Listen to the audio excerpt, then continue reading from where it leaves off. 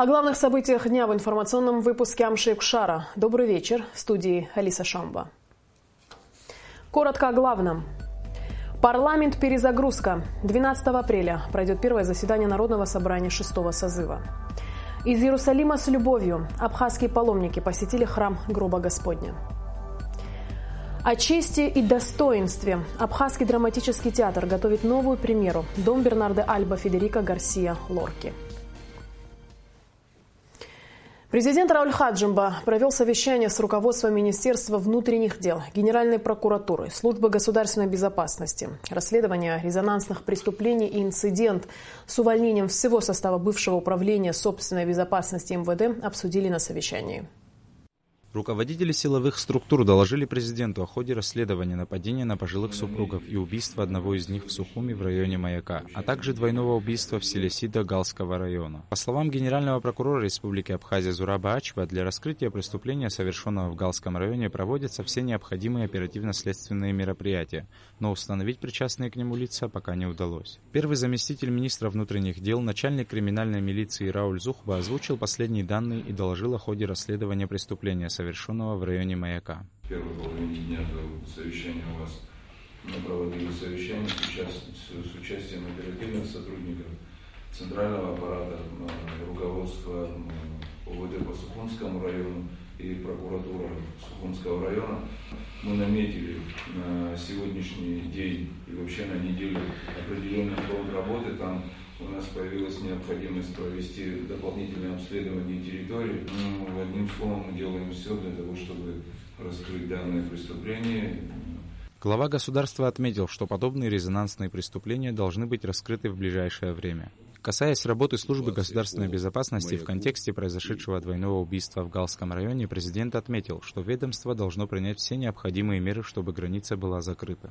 Что касается Службы государственной безопасности, вопросы границы. Для того, чтобы провести соответствующие работы по раскрытию данного преступления, которое имело вчера место, вы должны сделать все для того, чтобы граница у нас была закрыта. Рауль Хаджимба также обсудил инцидент, связанный с бывшими сотрудниками расформированного управления собственной безопасности НВД.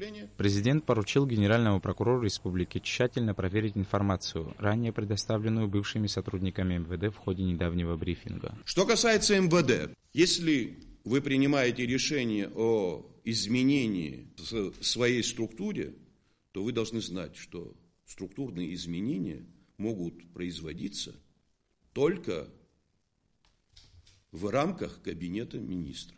Но никто еще не отменял вопросы, связанные с темой кадровой тематики. У нас вопросы присвоения званий, присвоения соответствующих должностных положений никто не отменял. У нас лицо, вчера бывшее лейтенантом, сегодня может вырасти до полковника. Извините меня. За какие заслуги мы производим такого рода изменения? Я просил бы к этому вопросу очень серьезно подойти. Вот я требую от Генеральной прокуратуры тщательно изучить этот вопрос и, действуя в рамках и строго в соответствии с законом, поставить вопрос о мерах ответственности по отношению к обеим сторонам. Виновны, если эти лица, которые соответствующим образом представили эту ситуацию таковым, значит, они должны нести ответственность. Виновно руководство МВД, значит, они понесут ответственность. Президент также отметил, что решения о структурных изменениях в ведомстве должны согласовываться с кабинетом министров. Первый вице-премьер и министр внутренних дел Аслан Кубахия сообщил, что новая штатная структура была подготовлена в январе и представлена в администрацию президента и в кабинет министров. Ранее в министерстве были созданы управления по несколько человек, что распыляло силы, но никак не влияло на результат работы. Саид Джарсали, Алексей Гухава, Абхазское телевидение. Первое заседание парламента Республики Абхазия 6-го созыва пройдет 12 апреля в 12 часов дня. Об этом соответствующий указ подписал президент Абхазии Рауль Хаджимба.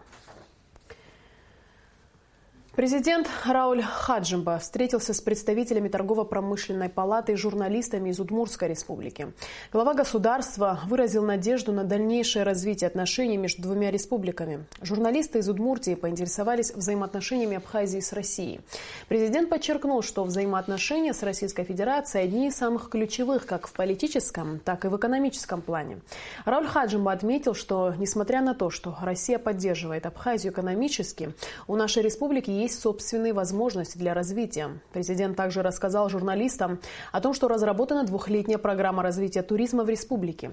По словам Рауля Хаджимба, Абхазия занимает первое место среди зарубежных стран, посещаемых российскими туристами. В этом году первую пахоту сельчанам проведут за счет средств государственного бюджета. С подробностями Сарес Мар. Весна – особое время для крестьян, период, когда начинаются сельскохозяйственные работы. Сельчане активно принимаются за работу, расчищают огороды, перекапывают землю, сажают овощи. В этот период и начинается подготовка земли к посадке одной из главных сельскохозяйственных культур в нашей стране – кукурузы. Безусловно, для того, чтобы вспахать землю, требуются затраты на специальную технику и топливо, что порой обходится дорого крестьянам. В этом году Министерство сельского хозяйства решило взять эту часть расходов на себя. По словам министра сельского хозяйства Даура Тарба, сегодня активно ведется работа по подсчету земель, которые необходимо обработать. Дано задание президента нашей страны провести по всей территории нашей страны, республики первую вспашку бесплатно за счет бюджетных средств.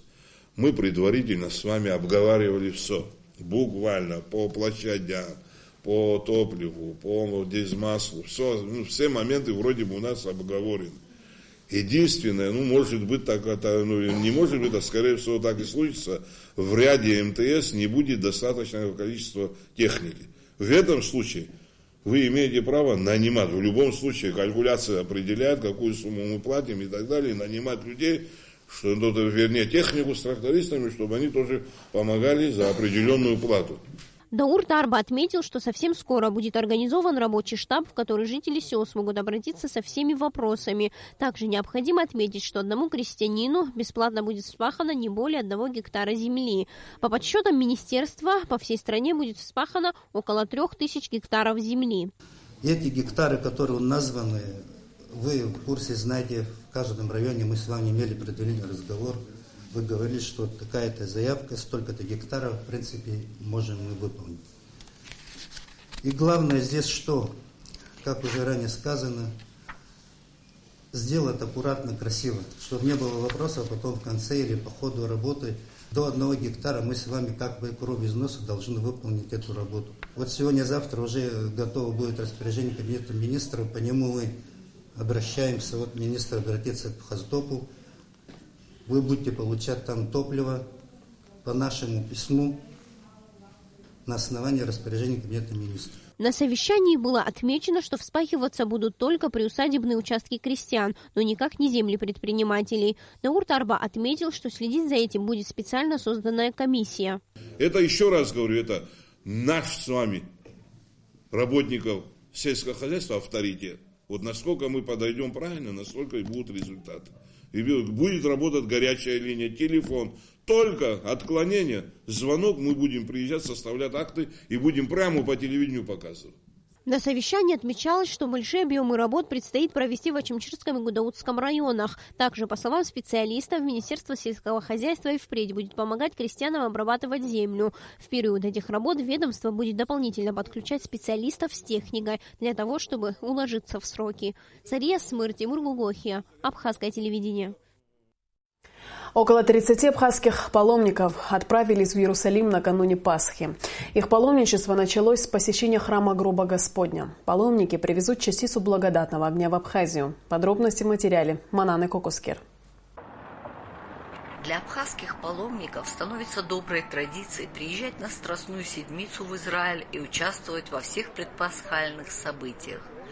Вот и в этом году группа из 40 человек представляет Абхазию на земле обетованной.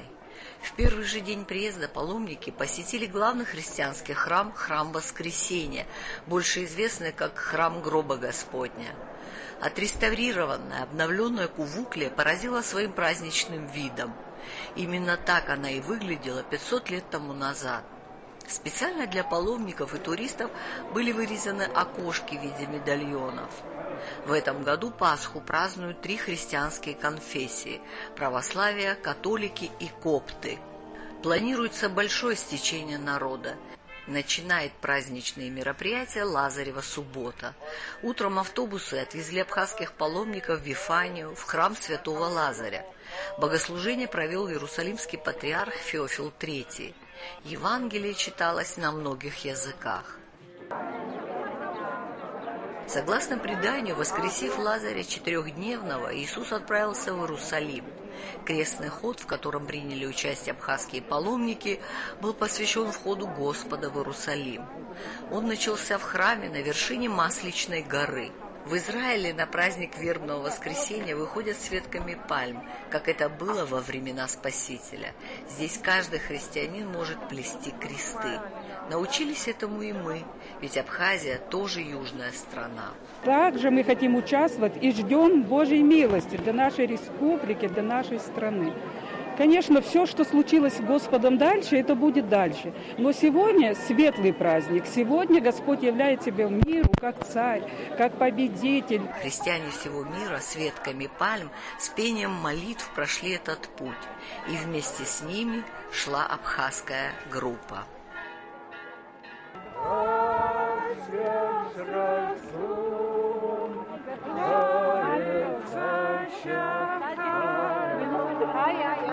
Следующим местом паломничества оказалась Кана Галилейская.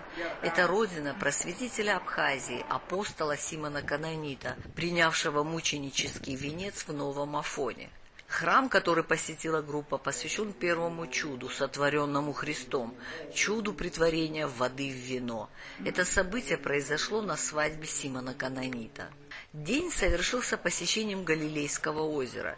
Здесь совершил свои чудеса Иисус, ходил по воде, помогал рыбакам ловить рыбу, исцелял людей. На берегу озера стоит уютный маленький храм с розовыми куполами, храм 12 апостолов. Манана Кокуски, Роберт Джопо, Израиль, Сухум. Акция «Неделя ранней диагностики рака» стартует с 18 по 21 апреля в Сухуми. Акция пройдет на базе онкологического центра, и в ней примут участие ведущие специалисты-онкологи международного уровня. Время работы врачей с 9 утра до 16 часов. Акцию проведут проводит Евразийский противораковый фонд совместно с Евразийской федерацией онкологии и Национальным онкологическим центром Республики Абхазия при поддержке Министерства здравоохранения Республики. Подробнее узнать об акции и заполнить анкету для регистрации вы можете на сайте Евразийского противоракового фонда или по телефонам 226 45 19 226 88 40. Конференцию по проблемам и перспективам обучения и воспитания лиц с ограниченными возможностями здоровья в России и в Абхазии проводит Министерство образования Абхазии совместно с Уральским государственным педагогическим университетом и издательством «Просвещение». Конференция продлится 4 дня. Подробности в материале Ренаты Шакая. Дети с трудностями обучения – это не редкость для современной школы. В Абхазии 2 вспомогательные школы. Одна в Сухуме, в ней обучаются 127 детей. Другая в Ткварчале, в ней учатся 7 детей. Адаптация у таких детей проходит дольше и сложнее. Темп работы, много учеников и, как следствие, отсутствие индивидуального подхода – это неполный перечень трудностей, с которыми дети с ограниченными возможностями здоровья могут столкнуться в обычной школе. Задача родителей – прислушаться к рекомендациям специалистов по организации обучения особенного ребенка. Задача школы – создание специальных условий обучения. Нужно совместное сотрудничество наше продолжать. И совместно с директором и заместителем директора Викторией Валерьевной и Наной Геевной мы выявили несколько видов проблем, которые существуют в Абхазской вспомогательной школе. Это нехватка учебников. И директор и мы предложили сделать вот такую акцию, которая бы помогла вспомогательной школе восполнить свой библиотечный фонд для детей Абхазии, конкретно этой школы для детей с особыми образовательными потребностями. Участники конференции – психологи, учителя, логопеды и ведущие эксперты в области образования из Урало-Сибирского региона, Свердловской области, Ханты-Мансийского автономного округа, Уральского государственного университета. В рамках международной конференции будут проходить семинары-практикумы ведущих дефектологов Свердловской области и нашей республики. Педагогами Сухума, Екатеринбурга, Нижнего Тагила, Нефтеюганска будут показаны мастер-классы по методике преподавания математики, географии, биологии, русского языка, развития речи, а также пройдут открытые лекции с участием руководителя Центра специальных форм образования издательства просвещения Сергея Сацевича. Обучение детей с особыми потребностями в массовой школе – это возможность продемонстрировать пример толерантного отношения детского и взрослого сообщества к учащимся с ОВЗ. Школа должна стать для таких особенных детей комфортной и безопасной сферой, где каждый из них сможет раскрыть свои способности. В научном изыскании очень много уделил внимания теме детей, которые развиваются особенным образом, которые имеют большие проблемы в своем становлении личности. Он много внимания уделил проблемам вхождения ребенка в культуру. И, конечно же, очень важно, чтобы ребенку предоставлялись особые, иные, специальные условия получения достойного образования. И вот сейчас мы пришли, это общество, я не имею в виду только вот издательство, но общество в целом, к тому, что ребенка нельзя называть, как это часто раньше делалось, необучаемый. Вот от этого постулата отказались. Мы утверждаем, что всех детей надо и возможно учить. Подобные социальные проблемы необходимо решать на основе научного подхода с использованием материальных и технических средств, детально разработанных юридическим механизмом высокого уровня профессиональной подготовки специалистов. Рената Шакая, Беслан Шхинджери, Абхазское телевидение. 11 апреля на сцене Абхазского драматического театра можно будет увидеть героев последнего драматического произведения Федерико Гарсии Лорки «Дом Бернарда Альбы». Впервые Лорку в Абхазском драмтеатре ставил в далеких 60-х режиссер Хута Джопуа. Кровавая свадьба Лорки тогда произвела настоящий фурор. Удастся ли Бернарде Альбе повторить успех, мы узнаем совсем скоро. А пока смотрите наш репортаж о подготовке к спектаклю.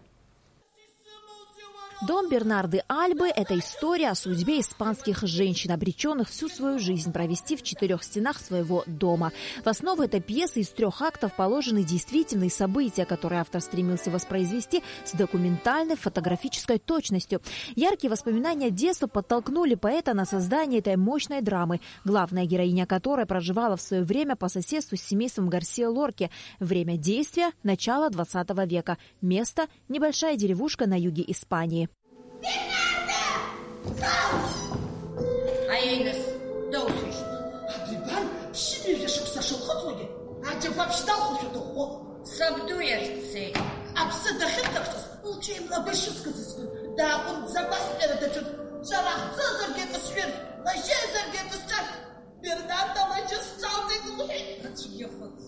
Федерико создал пьесу, в которой нет мужчин. Точнее, есть образ мужчины, но на сцене он не появляется. Главная женщина – это хозяйка дома Бернарда Альба. Что интересно, Лорка дописал «Дом Бернарды Альбы» за 1,5 месяца до своей трагической гибели. Автор воспользовался идеей о бунте женщины, вынужденной жить в рамках условностей. Героини Лорки стремятся вырваться из паутины социальных установок и общественных законов Испании. По словам режиссера постановки Мадины Аргун, темы, остро поднимающиеся в обществе в начале 20 века в Испании, актуальны и в наше время в Абхазии. Абсолютно актуально сегодня, потому как, будем говорить откровенно, девушки моего поколения, мы дети, мы даже не дети, мы были юны во время войны, и потенциальные женихи, потенциальные супруги, да, это те люди, которые вот остались там вот погибли на нашей войне. И плохое слово «дефицит», но оно оно здесь к месту, мужского населения. И в этой семье, по этой пьесе, как раз интрига вся и конфликт в том, что 3 из дочерей влюбляются в одного. И вся трагедия, которая выходит в финале, это все из-за мужчины. Властная крестьянка Бернарда Альба считает, что для молодых девушек, которые хотят жить достойно, любой мужчина представляет собой серьезную опасность. По ее словам, даже в церкви женщина не должна смотреть ни на одного мужчину, кроме церковнослужителя, и то потому, что он носит юбку. Заслуженная артистка Абхазии Зольда Руха проработала в театре более 30 лет. Она признается, что такого плана роль исполняет впервые, потому и доля тревоги присутствует. Не то, что из сложных, такого характера я не играла. Такого характера. Тут суровость, тут понимаете, что-то такое внутреннее, такая какая-то закалка должна быть. Она всех девочек решила приструнить. Природа свое берет. Девочки хотят выйти замуж. Она не хочет, не позволяет им просто так выйти, за кого попало. Это зажиточные крестьяне, которые имели статус, скажем, по нашим временам. Она хочет традиции свои не хочет нарушать. То, что дед ей передал, то, что отец ей передал. Может, внутри она мягкая, есть это все внутри, но снаружи она держится. Пьеса заканчивается трагически. Одна из дочерей Бернарды, уверенная в том, что ее возлюбленный погиб, лишает себя жизни. Перед Бернардой Альбой встает вопрос сохранения чести семьи. Смерть младшей дочери для нее не так важна, как возможность соблюсти внешние приличия. Она принимает решение сохранить все в тайне, придумав официальную версию смерти дочери – 1 час и 40 минут.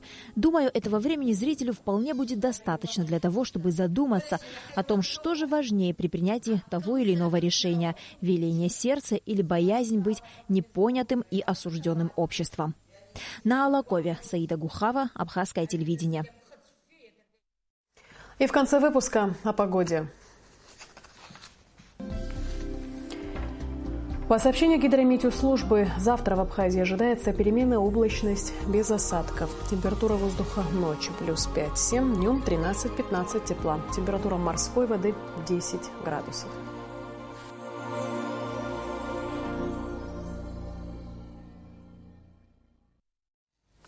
На этом наш выпуск завершен. Всего доброго и до встречи в эфире.